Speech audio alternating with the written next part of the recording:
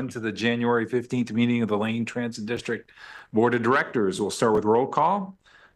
Susan Cox, I believe you're online, maybe? Is Susan with us? Yes, I am. Great. Pete Thank you. Kelly Sutherland? Here. Lawrence Green, not here. Michelle Weber, not here. Heather Murphy? Here. Welcome, everyone.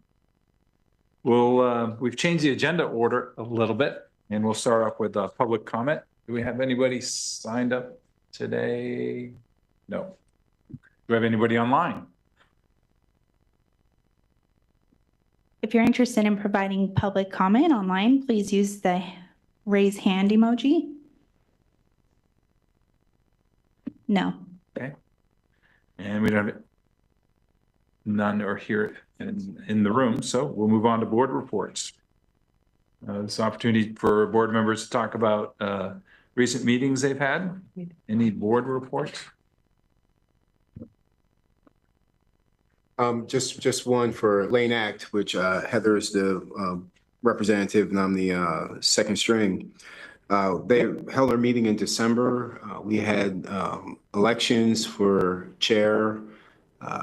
I'm going to be the chair going in, the non-voting chair going into the Lane Act. We will hold elections for the chair, hopefully at the February meeting.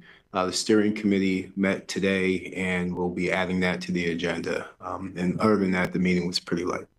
Next meeting is February 12th. And I believe there was a meeting of the real estate subcommittee, but we'll be talking about the results of that meeting in executive session. Any other reports from board members? Nope. Okay. Moving on to the CEO report. Thank you, Mr. President. Just 3 items to report. The most fun one, of course, is the Employee of the Month for January. I'd like to introduce the board to Ashley. I always Zert. I've never said your name out, your last name out loud, so it's been Ashley. Yeah. I'm gonna introduce you to Ashley. She's been with the company for almost, it'll be 10 years in March. She's been here. She was brought on as the administrative secretary for planning, so she spent some time working with Tom Schwetz in that crew. I first met her during the interview process. She was my handler, if you will, made sure I didn't get lost, and was the first person I met at LTD. Ashley, this is a point of pride for the entire organization.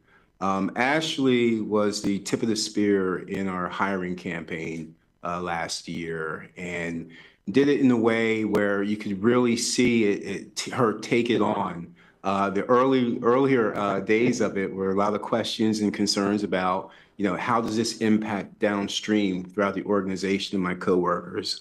But Ashley was the one who really started looking at things differently, getting our operators in. Now she's working with fleet maintenance to get fleet maintenance in. And she really has a commitment to making sure that we have the frontline people and all of the people that we need to run this organization and serve our community. Michelle Peterson, her director, says that she was tasked with hiring 50 new bus operators. She handled requests with our usual grace, humor, collaboration, and integrity. I'll add a healthy bit of frustration as well. And we're fortunate to have her on the team. So Ashley and Michelle, if you wanted to say anything about Ashley, you're more than welcome.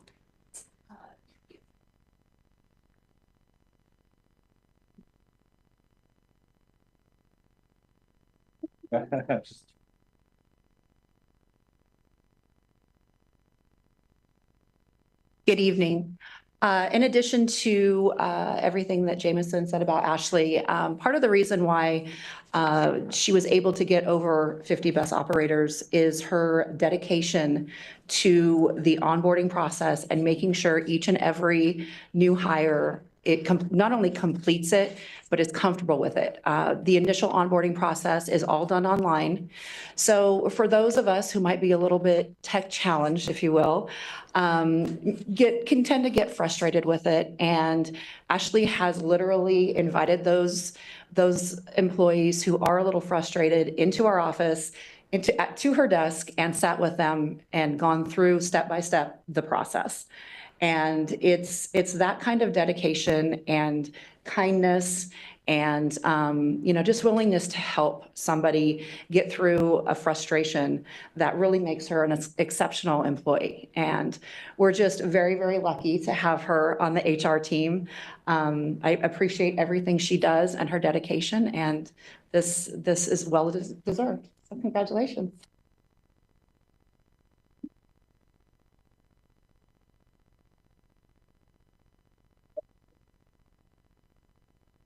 Is awkward. I don't love speaking in front of large groups of people. But first of all, thank you for the nomination and for selecting me. That means a lot to me.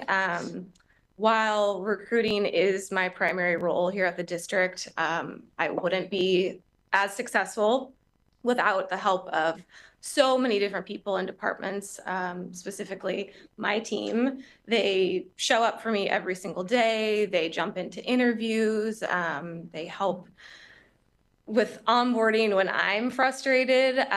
They help with our HR system. They're just always willing to help. So their support means the world to me and has absolutely helped with my success in the role, but also hiring all of these people.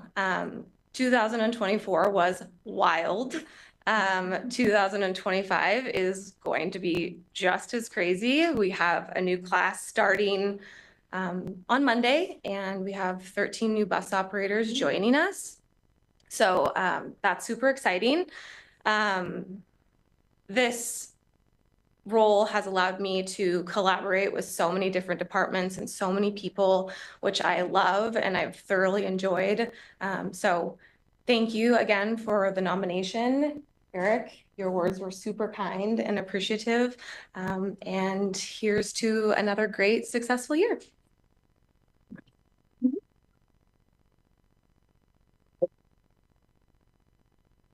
Great. I have a few things for you. Thank you for all you do. Here's a certificate and a letter, a monetary gift, and the most important thing, a beautiful poster. It gets everywhere. Thank you, Ashley. I appreciate it.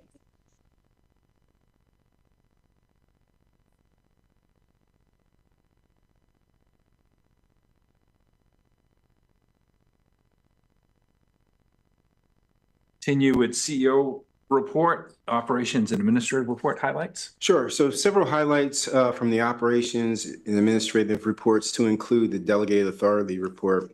Starting on page 4 of 34 in your packet. We'll start with the delegated authority report. Just a couple things to call out here. Three different areas I want you to be aware of. The first line item, Campbell Commercial Real Estate Lease Listing Agreement for Springfield Station.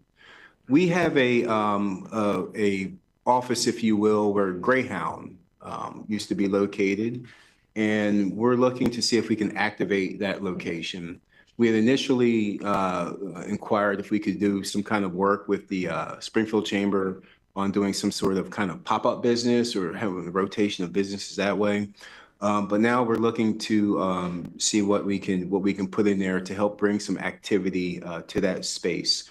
We've had an early inquiry. We're going to pursue that and see what that leads to, and we'll bring that back to you. But really having more activity there with space that we're not using for offices that was previously used for Greyhound would help us to have a little more activity at the station itself. The second I'd like to call out to you is the 5th item down, Chambers Construction, Glenwood eastbound MX repair.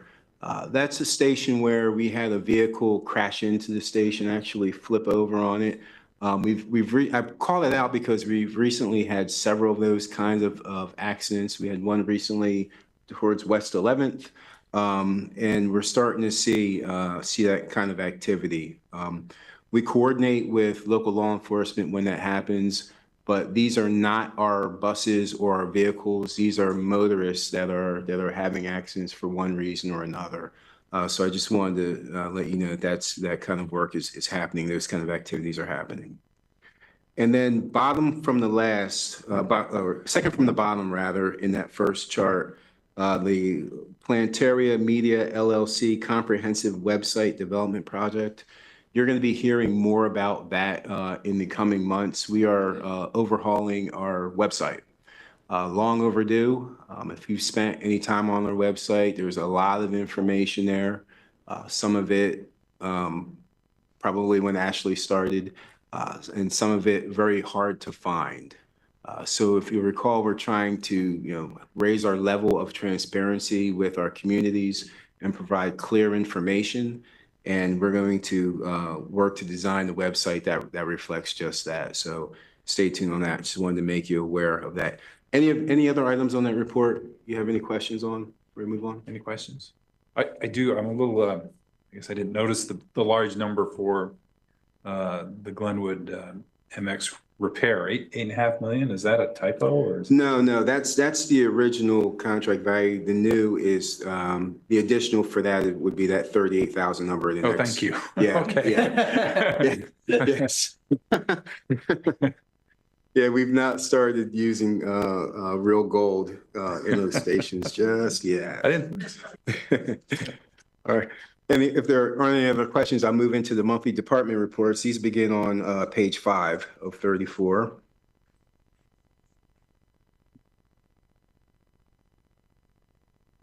That, yeah, that was 21? Yes, yeah, 21. Yeah. All right, into the administrative report, just like to call out a couple different things. Under administration, employer programs, page 5, the student union, U of O student union approved the budget for student passes back in December. It was about $1 million. Part of the thing that they were happy about was that there was an outreach campaign on campus that our marketing team executed. So we will have student passes continuing. And then the second paragraph there, we have a name, image, and likeness campaign that we're going to kick off with several athletes, University of Oregon athletes. They will be posting messages that our marketing department generates onto their social media accounts. So really using the youth to talk to the youth on the services that we provide. So looking forward to seeing how that plays out. I know Susan Cox has asked in previous meetings about social media strategy and how do we make the bus cool. Well, this is one of the ways by using influencers to spread our marketing message. So we'll come back to you on that as well. Then moving on to page 7, under developmental services, the Attain grant. You recall that we were recently awarded an Attain grant through Federal Highway Association. We're working with that agency to get a completed agreement, get the templates done so we can get our agreement. We have several partners that are along in that process as well. They've committed to providing an expedited review so we can get that program up and running as soon as possible. Of course, that could be delayed based on changes coming in to the administration, but we'll keep tracking that. But as of right now, we're on we're still green right now. You'll recall going to the bottom of the page here, Operation Command Center. If you look to the east of the building, you'll see a big hole in the side of the building. As our board president said, we're at that point where work looks like it's moving slow, but it's moving pretty quick. We're still on task to have that expansion completed by October, barring any delays relating to being able to receive materials or those kinds of things. So Matt and his team have been putting out updates through email on the progress of that project. And I'm happy to continue to share those with you all so you can see how that continues to move forward. And then finally, on page 8, under the Information Technology and Business Intelligence, the in-progress piece, you'll see a lot of projects happening there. And these are not small IT projects, the CAD-AVL, the ERP, NTD revisions. Those are big projects. Bus validators are coming online. 365 is coming online. These are not projects that we decided that we wanted to do at one time. These are projects that we decided that we needed to do, some to help find efficiencies in how we conduct business, others because the support life in some of the systems needed to be was depleted. So some of these were just end of life, and some of these are things that we need to do. We're pacing ourselves with how we do it. Amy and her team are doing well, but you'll notice in the in progress on the fourth bullet down, board report improvements. That's a piece that we continue to work on. The reports that you see are very much works in progress. As the ERP system comes online, we'll be able to tie financials to performance, and we'll be able to provide other reports to you all. We'll give an update on business intelligence next on how that impacts the internal workings of the organization, but I did want to share that with you. And finally, on page 11, 10 gives a summary, but page 11 starts the operations performance, if you will. Just to call out a couple highlights in the operations packet. Right now, we are 1.5% up in terms of ridership for the 12-month rolling period. But if you look over the month-to-month, we're about 4% down. That's cyclical for the holidays and with the student schedules. Mobility services across all services are up 15.5% over the 12-month rolling average comparison, but they're under budget. So each year they budget a little bit higher on that part of the service because it's very hard to predict, but there's growth continuing there, so we'll be keeping our eye on that. We do know that also that the Roadie Express, we haven't talked about this yet, but Roadie Express over the first 6 months has increased 114%. We increased service on that route. It's almost like if you build it, they will come. That has happened on that route. So that's great news there. And then on the very last bullet, you'll see in the assault section that there's 2 different kinds of assaults. That's on the last page's report, I believe. I didn't there. I'll give you the page number.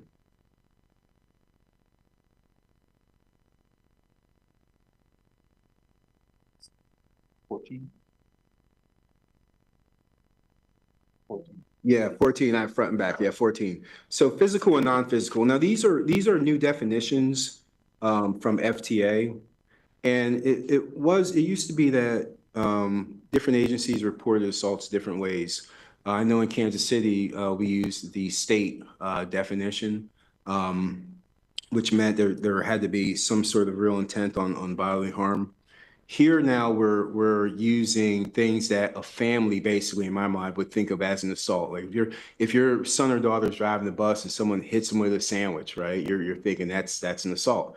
We're counting all of those kind of activities as well. So that's what FTA has us counting, and whether they're what was the 2? I'm sorry.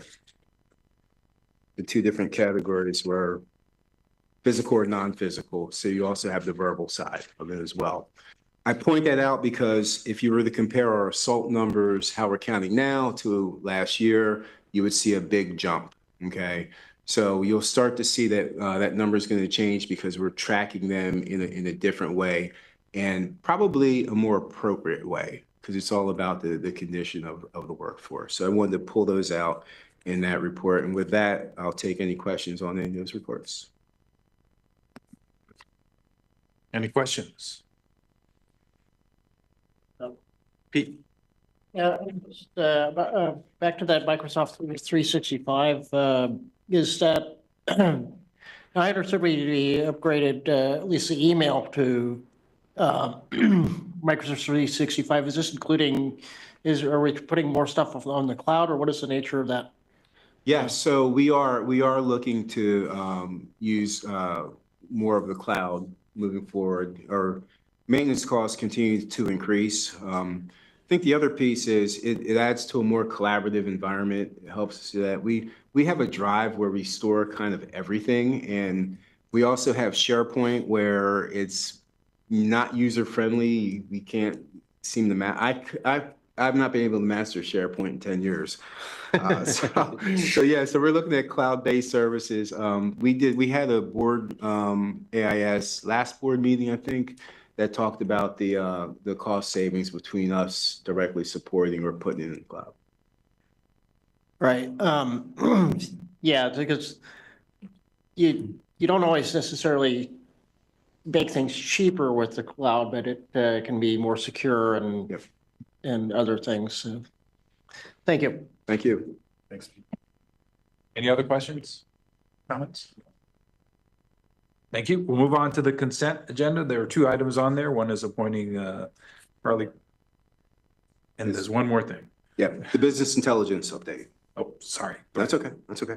So, and this will be real quick. About a year ago, we started a business intelligence group. We did not go out and hire a bunch of people from outside. We used the people that we had here. When I first came on, one of the best summaries about our information status was we have a lot of data, but not a lot of information. That's the group Amy Riker heads. She works with several folks who are gathering data in different parts of the organization. And some of that data, if you asked a question on, say, miles between road calls, you may get 2 different answers or 3 different answers depending on how that data was pulled. So we put this group together to handle our NTD reporting, which is our required reporting to FTA. And we also put this group together to take our sources of data and turn those into actionable information that our departments can use and that we can use to report to the public. Since we've done that, we just wanted to give a quick update. We have 33 reports that are in use that have been developed by that group across 9 different departments, 65 unique users who engage with those tools. Some of the top reports that we use are things that matter most to us for delivering services, operator absences, ridership dashboard, our operations management dashboard, and our vehicular accidents. So those are reports that are being in use now.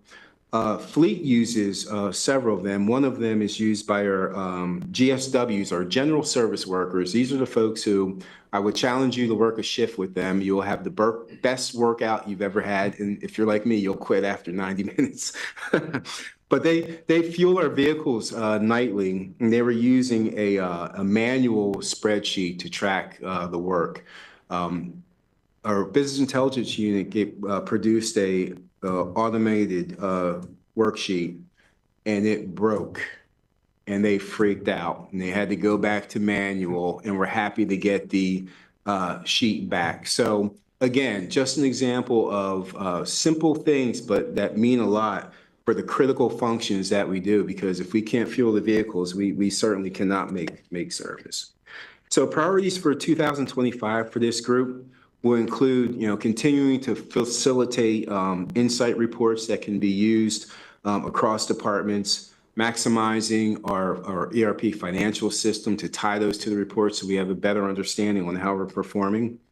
And then automating strategic indicators. A lot of our reports are manual right now. So looking at automating some of those in terms of in areas like grant recovery, budget adherence, staff onboarding, some of the metrics for HR, exit interviews, training, those types of things are in our goals for 2025, along with system integration. So making sure that our systems are talking to each other and they're being more efficient. So Amy Reichert leads that group up. She'll come back with a report in a few months and give an update, but I wanted to share that with you. And with that, I'll conclude the CEO report. Any questions on business intelligence? Great, thank you. Now we'll move on to the consent agenda, which has 2 items. One is the appointment of Charlie Conrad to the Budget Committee, and the second is approving an amendment to the CEO employment agreement. I'll entertain a motion. I move to approve the consent agenda as presented. Second. Been moved and seconded. We'll do a roll call. Susan? Wait for her to turn. Yes. Was that a yes, Susan? Yes, it is. Sorry. No problem. Pete? Aye. Kelly? Yes. Heather? Aye. And I also vote yes. That's unanimous. Thank you. That's passed. We have a couple of board action items. First is resolution authorizing a contract with Noctel Communications for the purpose of continued voice over internet protocol services. Is there a Okay. staff report for that? Nope, just AIS. AIS. Yep. Any questions on that? Oh, I'm sorry. I'm going to give the information. Okay. I'm sorry about that. I misunderstood. Yeah, so this is a contract for voice over IP or telephone system or telephony. Back in 2021, we entered into a contract through a OETC collaborative. We're able to piggyback on their contract, if you will, and you're able to find get things at a lower cost that way. And what this did for us was it helped us on our phone usage that we have, our conference calling, our contact center operations. So when people are calling into the call centers, our contact center reporting, so we know how effective we're being, maintenance, licensing, and hardware. Our needs have continued to grow in this respect. Hence, we need to go out and renew our agreement. This is for a not to exceed amount contract for 1.3, just over $1.3 million for over 5 years. And we'll stand for any questions. Any questions? I don't see any online. Okay, I'll entertain a motion. I move to adopt resolution number 25-1-15-01, authorizing the chief executive officer to enter into a contract with Noctel Communications Incorporated for the purpose of continued voice over internet protocol services. Thank you, Heather. Is there a second? Second by Pete. We'll do a roll call. Susan? Yes. Pete? Aye. Kelly? Yes. Heather? Aye. And I also vote yes. That's also passes. Next is resolution 21-1502, authorizing the chief executive officer to enter into a contract with Model 1 commercial vehicles for the purpose of replacing 4 modified minivans for revenue service with our ride source service. Jameson? Okay, so this is just as it says. We need to replace some vehicles, ADA compliant vehicles for our Ride Source program. This would be 4 accessible minivans, modified minivans, with a contract cost of $391,384. Any questions? Okay, I'll entertain a motion. I move to adopt resolution number 25-1-15-02, authorizing the chief executive officer to enter into a contract with Model 1 Commercial Vehicles Incorporated for the purpose of replacing 4 modified minivans for revenue service with our Ride Source service. Second. Moved by Heather, seconded by Pete. Do another roll call. Susan? Yes. Pete?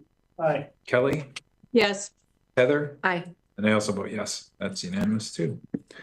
Next is approving the chief executive officer goals, which we use later on to do the annual evaluation.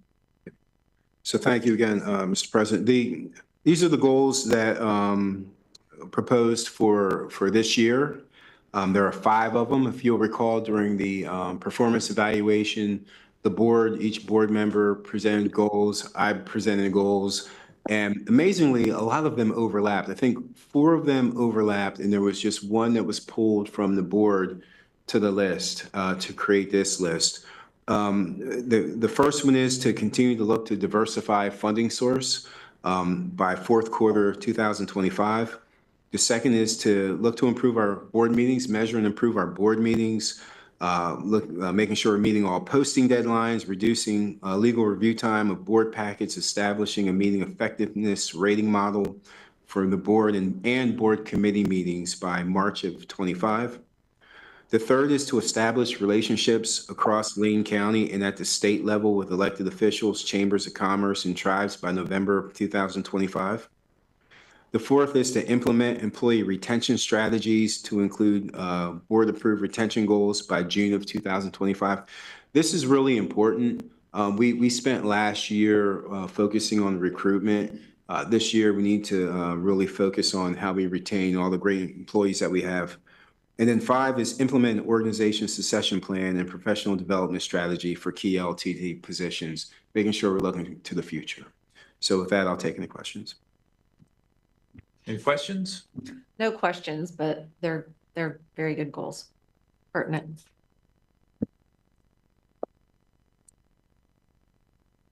Seeing no other questions, entertain a motion.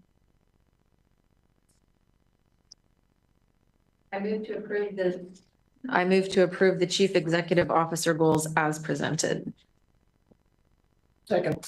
Then moved and seconded. We'll do a roll call. Susan? Yes. Thank you, Susan. Pete? Aye. Kelly? Yes. And Heather? I also vote yes, that passes.